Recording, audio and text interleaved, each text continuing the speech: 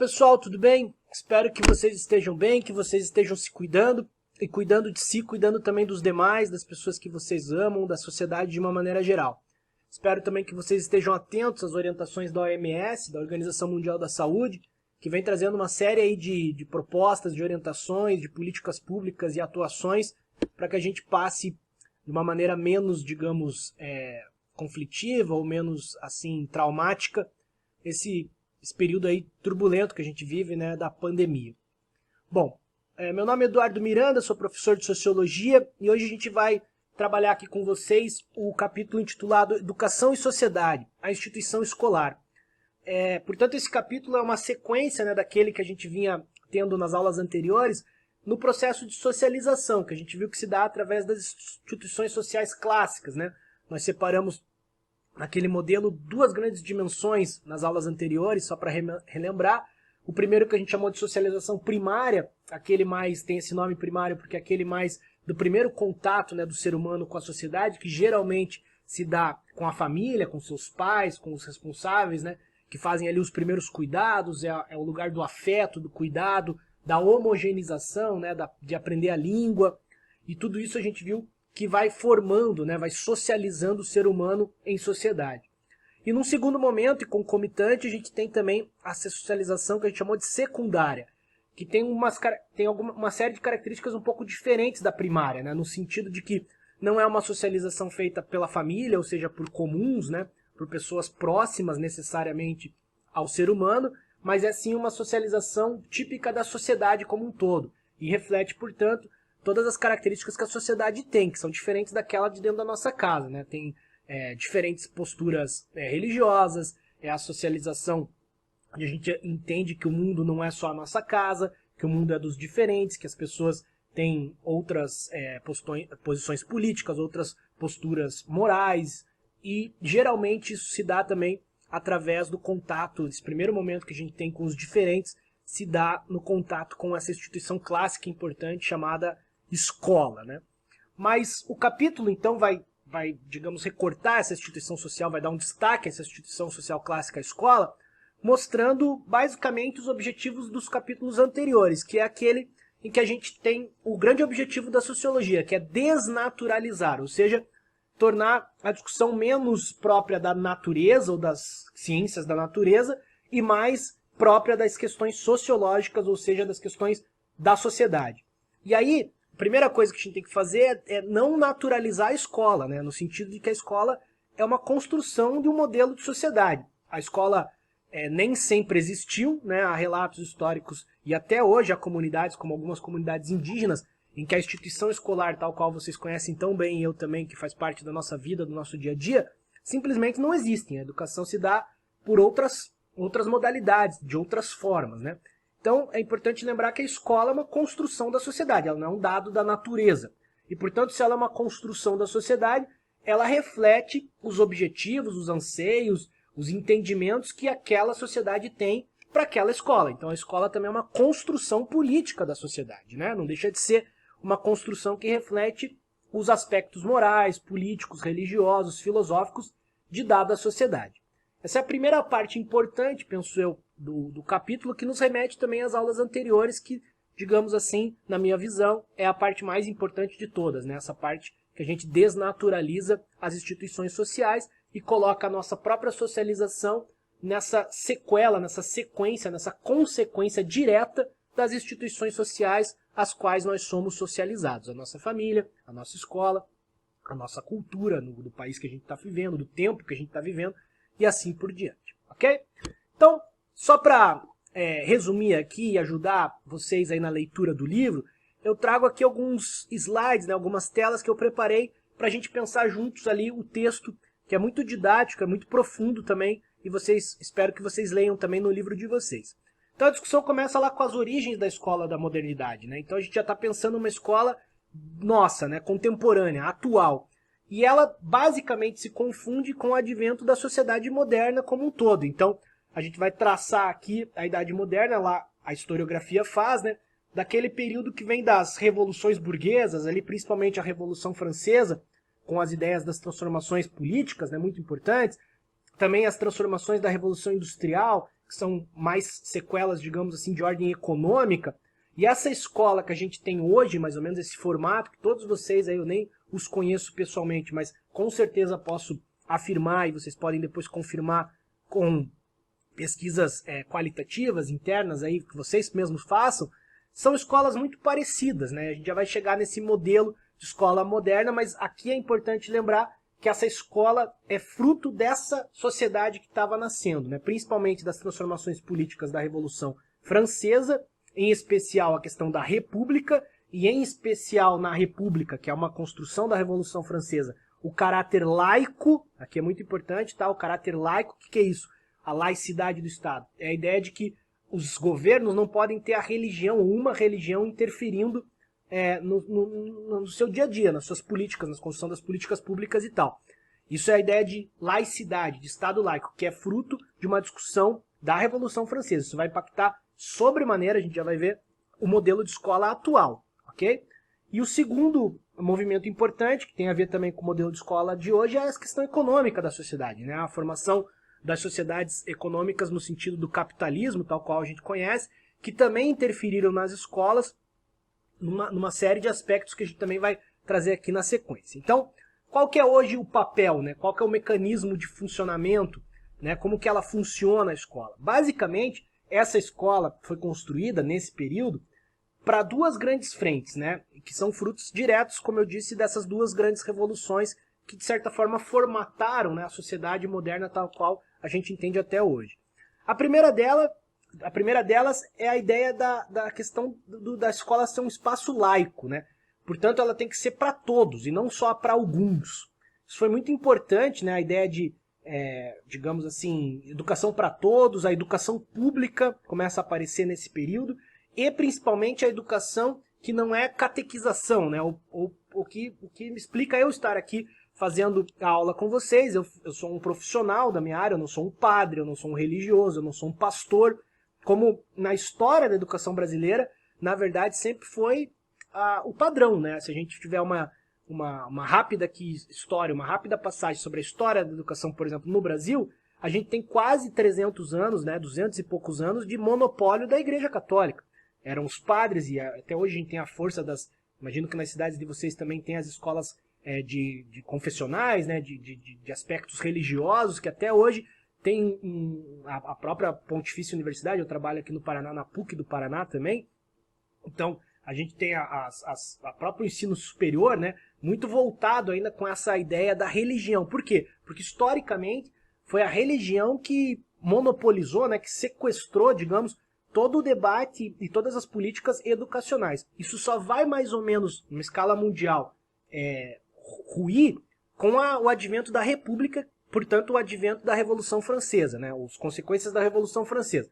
No Brasil isso chega um pouquinho mais tarde, né, na nossa proclamação da República, 1889, mas também já com o aspecto de tornar essa escola não mais religiosa e, portanto, com caráteres científicos, e aí vem muita influência do positivismo, que ajudou muito também nesse processo de proclamação da República, com os militares, com toda a consequência e a interferência, por exemplo, da França, né, nesse processo da Revolução Francesa, como todo o do pensamento filosófico francês. Então, nesse primeiro momento, a gente tem essa grande dimensão, digamos, da escola tal qual a gente conhece hoje. A segunda é mais mercadológica, mais econômica. Naquele processo, lá na Europa, em escala internacional ainda, a gente percebe que a educação era voltada para a formação de trabalhadores. Portanto, com o advento da Revolução Industrial, toda a ideia de produção em larga escala, de consumo em larga escala, começa também a influenciar a própria escola, a própria formatação do ensino da escola. E aí as questões muito próximas do que vocês até hoje enfrentam, né? Da divisão rígida dos horários, da hierarquia, da ideia de seriar, né? Nivelar por idade os jovens e as crianças. Tudo isso tem muito a ver com a lógica da fábrica, da produção, que é muito parecida se você parar para pensar. Alguns autores desenvolvem isso, como o Francis Foucault, né? O Michel Foucault, como é uma lógica quase que do controle, né? Quase que da vigilância. A escola, numa maneira geral, é muito parecida, por exemplo, com uma prisão, né? A gente tem lá os uniformes, e é triste falar isso, eu, quanto educador, acho triste, mas a gente tem que fazer a crítica, né? A reflexão sobre esse processo. Que escola que a gente quer? Uma escola que tem mais atenção ao uniforme, à obediência, a vigilância dos alunos, né, a padronizar comportamentos, é muito parecida com a lógica da prisão. Então não tem muito a ver com educação e com emancipação, e tem mais a ver com questões, digamos, de controle, de obediência, de rigidez, de hierarquia, que no limite não fazem muito o que hoje a gente entende modernamente do papel da escola. Mas naquele momento, né, oriundo ali da Revolução Industrial e da força que teve toda essa transformação econômica, era mais ou menos o que se esperava da escola, né? Você ter, junto com o acesso a conhecimentos básicos para um trabalhador, né? A matemática muito enaltecida nesse primeiro momento, disciplinas muito assim, digamos, exatas, em detrimento de disciplinas mais humanas, né? Que faziam as pessoas refletirem, se emanciparem, e mais aquelas da técnica, né? De você formar técnicos que sairiam da escola direto para o mercado de trabalho para contribuir aí com aquela transformação econômica que estava acontecendo basicamente com a manutenção daquele processo do capitalismo. Então, isso tudo foi um modelo de escola que mais ou menos nasceu desse período.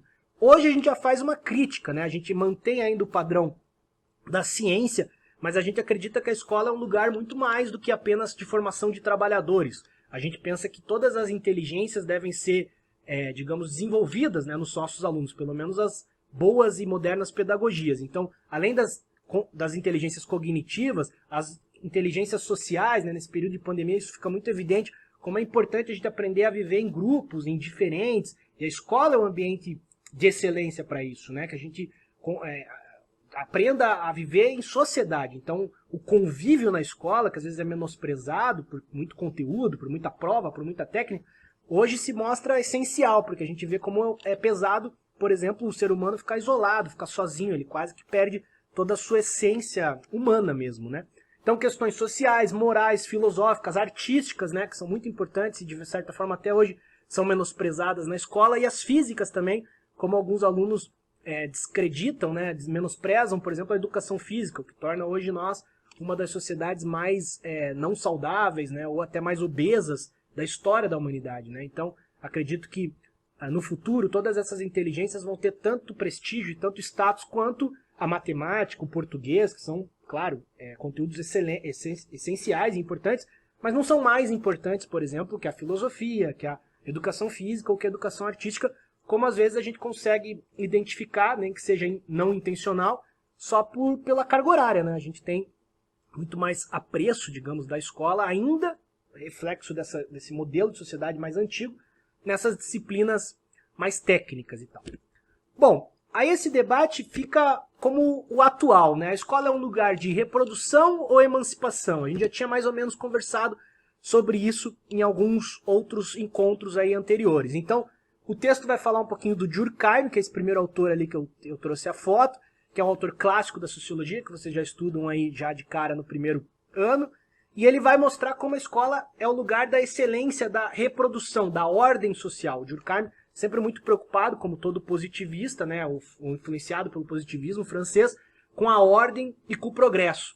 Então ele acreditava que a escola era o lugar da ordem, da disciplina, né, e estava ali vendo os impactos que a escola causava na socialização das pessoas, né. Muito importante, ele tem alguns estudos muito clássicos sobre a educação de uma maneira geral e o espaço escolar, mas sempre com esse objetivo de pensar a ordem da sociedade como um todo, né? Como se a escola transmitisse a ideia de que é importante você manter a ordem e você aprender a se comportar nessa sociedade já construída, já constituída. O outro autor aqui é um brasileiro importantíssimo, talvez um dos maiores pedagogos da história do mundo, que se chama Paulo Freire. Paulo Freire já tem uma visão um pouco mais crítica e mais avançada em relação ao Durkheim. Ele, ao contrário do Durkheim, não acredita que a escola é o lugar da manutenção ou da reprodução. E a escola deveria servir para construir trabalhadores, né, para formar trabalhadores apenas. Ele pensa que a escola deveria ser o local de excelência de construção de seres humanos, de cidadãos que pensem, inclusive que critiquem as ordens e as injustiças das sociedades que estão estabelecidas, com o intuito de transformar a sociedade, não apenas de manter e reproduzir as ordens sociais. Então Paulo Freire também não é à toa que ele é um dos autores mais atacados, né, inclusive pelos poderosos, porque ele condiciona a escola também a um espaço de reflexão, de crítica a essas ordens, e sempre que você critica quem está no poder, geralmente quem está no poder acaba não aceitando ou vendo como uma ameaça, mas não era muito a ideia do Paulo Freire. Ok? ok? Bom, pessoal, então continuando aqui, a gente tem esse debate que eu gostaria de destacar, que é um debate que não termina, né? É um debate que está constante. Talvez seja um dos grandes debates aí que simplifica, né? Ou até, de certa forma, didatiza o que a gente viu ao longo da transformação do modelo da escola, que eu tento trabalhar aqui nesse outro slide. Então, lá no comecinho do século XX, né, ou na virada do 19 para o 20, a gente tem alguns acontecimentos importantes que vão justificar, como a gente viu lá no começo da aula, a construção desse modelo de escola, né, pensando aí principalmente as transformações das revoluções burguesas, né, políticas e econômicas. Depois a gente tem, já no começo ou na primeira metade do século XX, o advento das guerras. Isso vai causar também uma série de reflexões para além apenas das questões bélicas ou políticas ou de organização da sociedade como um todo, mas vai também, de certa forma, influenciar qual que é o papel da escola, né, quando a gente tem acontecimentos tão tristes como a ascensão do nazismo, do fascismo na Europa, né? Então, será que a escola não tem algum papel a cumprir? Será que a escola não tem alguma responsabilidade? E, ao mesmo tempo, pode ser um antídoto, né, contra essas perversidades que a gente viu aí na primeira metade do século XX. E aí a gente também tem uma crítica muito ferrenha a essa ideia apenas da escola como, ou quase que simplesmente, a escola como produtora, né, ou formadora da figura do trabalhador. Passa-se a entender que a escola tem um papel muito mais importante do que apenas formar um trabalhador. E aí eu coloco nessa frase, né? Talvez uma frase que sintetiza, eu uso muito isso dos meus alunos presenciais, essa ruptura, né? Essa transição de uma escola mais do passado para uma escola mais da atualidade, do século XXI, portanto, seja essa do argumento da autoridade, né? Então, percebam que a gente está vivenciando agora uma transformação, né, daquela escola em que o argumento da autoridade era o fundamental, naquela escola rígida, naquela escola onde o professor estava no tablado, o professor que mandava porque ele era o professor. Muitas vezes, como aqui no Brasil, até o professor agredia fisicamente os alunos, né? O que não tem nada a ver com pedagogia, com humanização, que é o entendimento hoje mais moderno, né? Que passa-se, portanto, a uma lógica diferente. Já não é mais como no slide, na parte primeira aqui do slide, o argumento da autoridade, mas passa-se a ter a autoridade do argumento, ou seja, a ideia de você construir reflexões, pensamentos, e você ganhar não por hierarquias rígidas, mas por diálogos, por convencimento, porque, né, a ideia de você substituir o que anteriormente a gente tinha na ideia da construção apenas, digamos, do trabalhador, né, de uma figura técnica, e passar para uma ideia mais de respeito. Então a gente não está aqui na ideia da obediência, que é muito própria dessa primeira parte, né, da escola das guerras, do argumento da autoridade, em que você tinha que obedecer, né, e obedecer pela simples hierarquia, né. Passa-se a uma ideia no século XXI, já com outras pedagogias, e o Paulo Freire aqui no Brasil é um dos grandes adeptos aí que influenciou no mundo todo essa transformação, por uma ideia de que o argumento deve ser, então, não é mais obediência, é respeito, porque obediência é valor de sociedades atrasadas, sociedades escravocratas, sociedades econômicas, sociedades que só pensam no capitalismo, no dinheiro, na figura do trabalho, e aí que, digamos, uma escola faz sentido. Uma sociedade que a gente tem a liberdade, que as pessoas têm seus direitos, que tem a ideia da cidadania, que você não forma um trabalhador, mas você forma um cidadão é aquele que tem direitos civis, direitos políticos, direitos sociais. Você não tem como operar na lógica da obediência. Você tem, claro, também não é uma coisa assim, uma libertinagem, né? Posso fazer o que eu quiser, não confundam. Por isso a ideia do respeito. Então a gente troca a ideia da mera obediência por uma ideia de respeito. E aí o argumento da autoridade, que tem mais a ver com a obediência, passa a ser a autoridade do argumento, que tem mais a ver com a questão do respeito. Porque obediência é um valor que você está fora de você, vem de fora para dentro. E o respeito é um valor que você, né, constrói de dentro para fora. Né? Você constrói pelo exemplo, pela convivência, pela harmonia, pelo diálogo e assim por diante. Ok? Então, a gente está mais ou menos vivenciando essas transformações, que tem a ver também com o avanço das tecnologias, com o desenvolvimento das democracias, com a queda dos regimes militares no mundo todo e assim por diante. Ok? E aí explica mais ou menos a escola que a gente está vivenciando nesse momento do mundo, né, da história do mundo, das sociedades. Por fim, eu selecionei aqui algumas sugestões de filmes para vocês, porque a gente tem recebido alguns retornos aí que vocês têm gostado muito dessas sugestões, né? Vocês, todos os alunos aí, nesse sentido, para esse capítulo, né, intitulado Educação e Sociedade, né, a instituição escolar, eu separei alguns filmes que vão mais ou menos retratar esses modelos de escola ao longo do tempo. O primeiro filme chama-se A Onda, tem a ver muito com esse primeiro modelo de sociedade, é uma história real, né, como ali o cartaz indica, então é muito interessante, uma escola que, digamos, caiu numa tendência mais autoritária junto com a questão externa, né, do governo, da sociedade da qual ela estava inserida, e é a história de um professor e das suas turmas ali, do seu colégio, da sua escola, e é muito interessante como a escola pode ser, digamos, reflexo e pode também, de certa forma, legitimar uma sociedade X, né? Nesse caso, uma sociedade autoritária. Se a sociedade quer ser autoritária, a escola acaba também tendo esse papel e acaba cumprindo formatações próprias do autoritarismo. E aí mostra todo o cenário de uma escola autoritária. O segundo é um clássico do cinema, né, chamado Sociedade dos Poetas Mortos, que vai mostrar a história de um professor humanista, né, que pensa no bem-estar dos seus alunos, que respeita os seus alunos, que dá voz aos seus alunos, que pensa a potência da arte, da literatura, da filosofia, que, de certa forma, disciplinas que historicamente, como a gente viu, eram menosprezadas, né? E ele todo inserido numa escola tradicionalista, né? Aquela escola muito rígida, com questões de obediência e tal. E é um filme muito bonito, um clássico aí que eu também indico para vocês, quem não assistiu. E por último, a obra nacional, eu sempre gosto de privilegiar as construções, né, os bens culturais e artísticos brasileiros. Eu acho um filmaço que chama As Melhores Coisas do Mundo. Esse também tem a ver muito, acho que vocês vão se identificar, porque tem a ver, ao contrário dos demais, não com escolas mais de passados históricos, né, de séculos até anteriores, mas é a escola do momento atual, a escola que fala da influência das tecnologias no dia a dia da escola, dos relacionamentos entre os jovens, principalmente focando aí o ensino médio, que é o período que vocês estão vivendo aí, que tem uma série aí de consequências e de desafios que eu entendo. Eu também já fui adolescente, né, há um bom tempo atrás, infelizmente, né, a gente vai ficando velho, mas foi um período que marcou muito a minha vida e eu hoje consigo, com a maturidade, entender como era importante a figura dos meus professores, da própria escola, dos amigos e das amizades que eu construí naquele momento, e como tudo isso é muito rápido, muito mágico, e a gente também tem que ter a inteligência não só de ir bem numa prova, de acertar um cálculo, mas ter a inteligência de vivenciar essa parte da vida, né, essa fase da vida tão bonita que é a adolescência, de uma maneira mais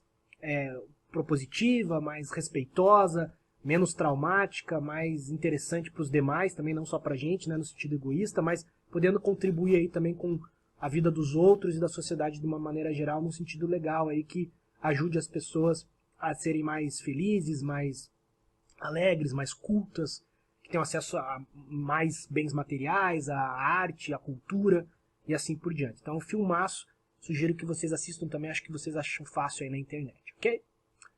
Por hoje é só, pessoal. Obrigado aí pela audiência, espero que vocês tenham gostado e a gente se encontra aí nas próximas aulas, nos próximos encontros. Até mais, tchau, tchau.